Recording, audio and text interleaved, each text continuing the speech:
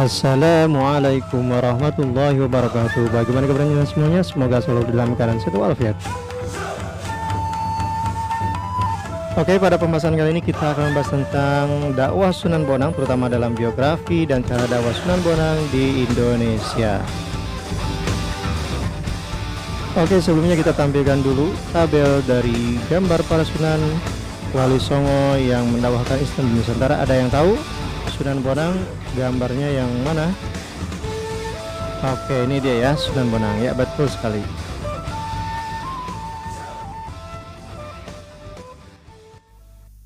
Oke, seperti halnya para sunan yang lain, Sunan Bonang pun dalam pembahasan Sunan Bonang pun kita akan membahas tentang biografi dan cara dakwah beliau. Yang pertama adalah biografi beliau. Seperti sunan-sunan yang lain, kita akan membahas tentang nama, lahir, silsilah nabinya, ayahnya, ibunya, istrinya, anaknya, wafat, dan makamnya di mana. Kita langsung, namanya adalah Raden Makdum Ibrahim, nama lengkapnya ya, atau Sang Mahamuni karena punya kekuatan suara. Beliau lahir pada tahun 1465 Masehi di Tuban. Silsilah kenabinya sama, Husain, dari Sayyidina Husain.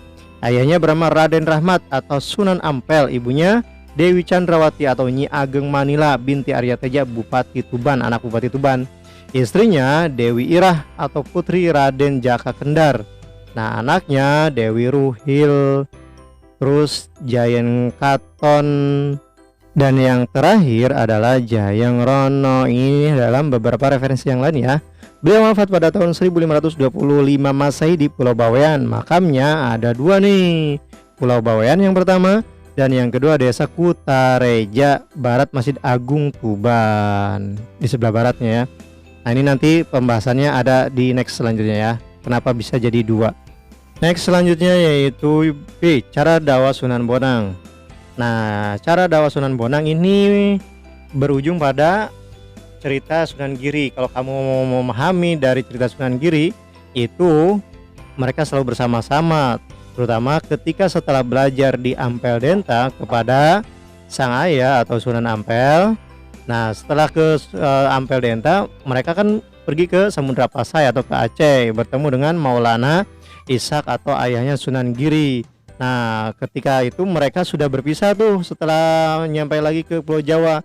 Nah, Sunan Bonang berkelana ke beberapa daerah yang ada di Pulau Jawa. Di antaranya yaitu yang pertama ke daerah pedalaman Desa Kediri, selanjutnya ke daerah Tuban, selanjutnya ke daerah Pati, dan begitu juga ke Pulau Madura, selanjutnya ke daerah Bonang atau 15 km dari kota Rembang, selanjutnya ke Pulau Bawean. Nah, di Pulau Bawean ini adalah akhir hayat Sunan Bonang ya. Next, di Kediri, Sunan Ampel membuat langgar yang bernama Sangkal Daha, tepatnya di tepi barat Sungai Brantas, yaitu di Desa Singkal. Kalau sekarang sudah masuk Kabupaten Nganjuk ya.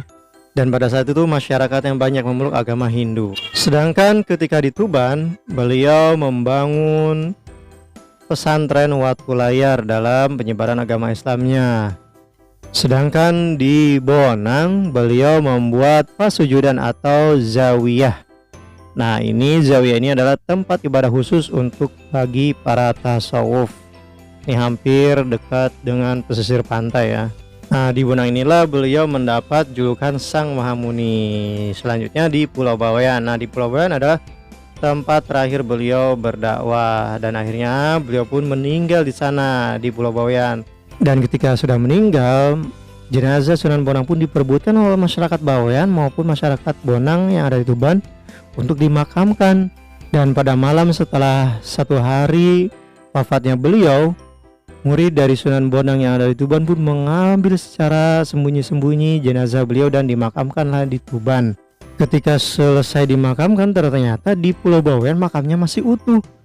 Nah, inilah yang menjadi sebab makam dari Sunan Bonang ada dua. Ini salah satu karomah beliau ya. Next selanjutnya yaitu ajaran dari dakwah Sunan Bonang. Pada umumnya ajaran dari dakwah Sunan Bonang mengambil dari ajaran Syekh Jumadil Kubro, yaitu ayah dari kakeknya.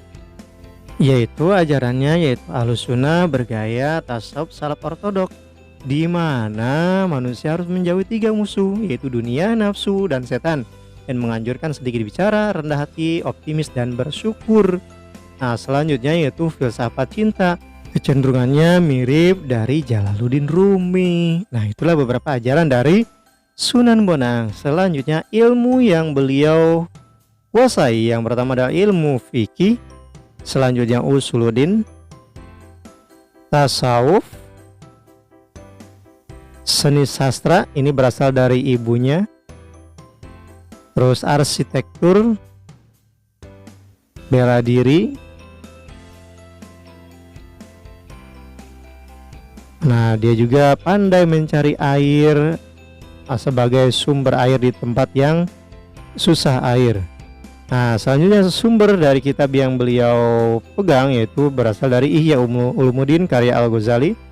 Selanjutnya Al-Antaki, dari Daud Al-Antaki, kitab Abu Yazid Al-Bustami, dan kitab Syekh Abdul Qadir Jailani. Nah, itu beberapa sumber dari kitab ajaran dari Sunan Bonang. Sedangkan karyanya yang pertama adalah buku sastra. Buku sastranya apa aja? Yang pertama adalah Suruk Sunan Bonang. Ini berada di perpustakaan Universitas Leiden, Belanda. Selanjutnya adalah Suluk Wijil. Yang kedua, karya kedua adalah Tembang Tombo Ati. Ini banyak nih yang dinyanyikan sekarang. Selanjutnya yang kedua, menambahkan instrumen bonang untuk gamelan Jawa yang berasal dari ajaran Hindu. Selanjutnya yaitu membuat lagu gending sekatan. Sekatan ini berasal dari kata syahadatain. Adapun prestasi yang pernah dicapai oleh Sunan Bonang, yang pertama adalah ikut membantu mendirikan Masjid Demak, dan yang kedua adalah imam pertama Masjid Demak. Yang ketiga adalah mengangkat Raden Patah menjadi raja. Selanjutnya yang keempat adalah panglima tertinggi Kesultanan Demak, dan yang kelima memimpin pemimpin tentara Demak.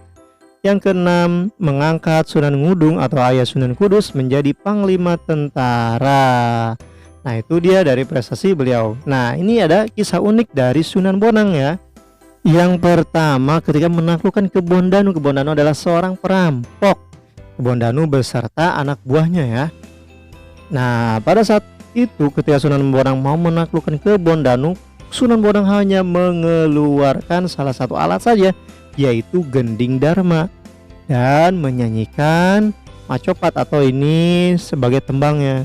Nah, ketika gending dharma ini dipukul, anehnya mereka langsung minta ampun karena gak kuat menahan suara dari gending tersebut. Akhirnya mereka pun menjadi pengikut dari Sunan Bonang. Nah, yang kedua ini dari Brahmana Sakyakirti dari India nih.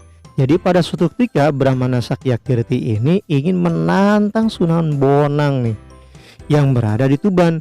Akhirnya dari India pun dia pergi ke Tuban untuk mencari Sunan Bonang, dan pada saat itu Brahmana ini nggak tahu bentuknya dari Sunan Bonang itu seperti apa. Nah, sebelum nyampe ke Tuban, kapalnya hancur dan buku-buku saktinya hanyut ditelan lautan. Tapi untungnya Brahmana ini sampailah ke pantai dengan selamat dan menemukan seorang yang menggunakan jubah putih. Nah, pada saat itu dia mengatakan bahwa saya kesini untuk menantang Sunan Bonang. Lalu Sunan Bonang pun pada saat itu yang belum diketahui namanya mencabut tongkat dan muncullah buku sakti dari Brahmana tersebut beserta air lautnya.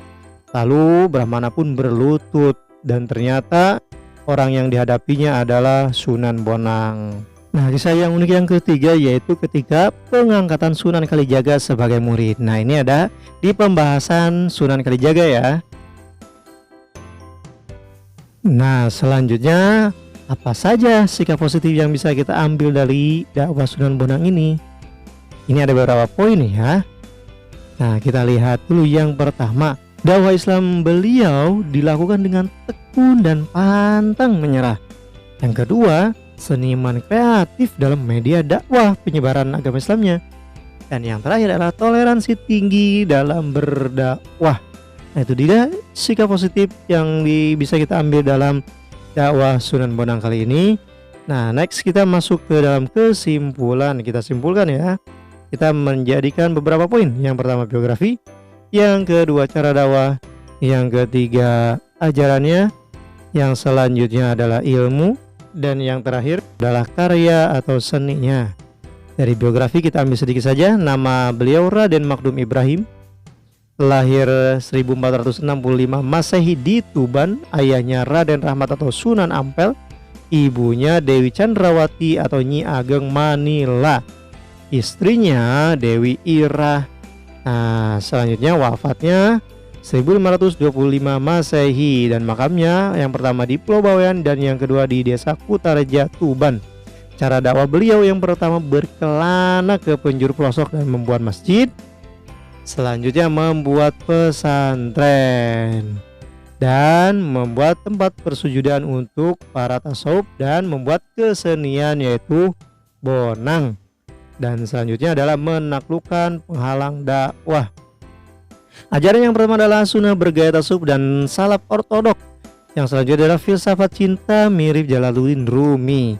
Ilmu yang beliau kuasai yang pertama adalah ilmu fikih, ilmu suludin, ilmu tasawuf, seni sastra ini dari ibunya, terus arsitektur,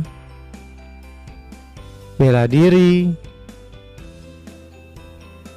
dan pandai mencari sumber mata air di tempat yang susah ada airnya. Sedangkan karya seninya yang pertama buku sastra yang bernama Suluk Sunan Bonang dan Suluk Wijil, yang kedua Tembang Tombuati, yang ketiga menambahkan instrumen bonang pada gamelan Jawa, dan yang keempat lagu gending saketan.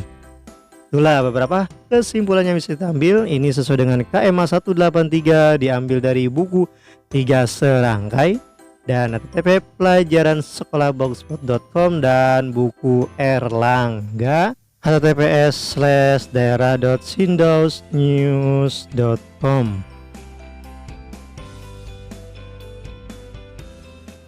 Yeay, alhamdulillah kita sudah mempelajari tentang Sunan Bonang. Semoga nilai-nilai positif yang ada dalam dakwah Sunan Bonang bisa kita aplikasikan dalam kehidupan sehari-hari dan semoga bermanfaat. Kurang lebihnya mohon maaf. Wassalamualaikum warahmatullahi wabarakatuh.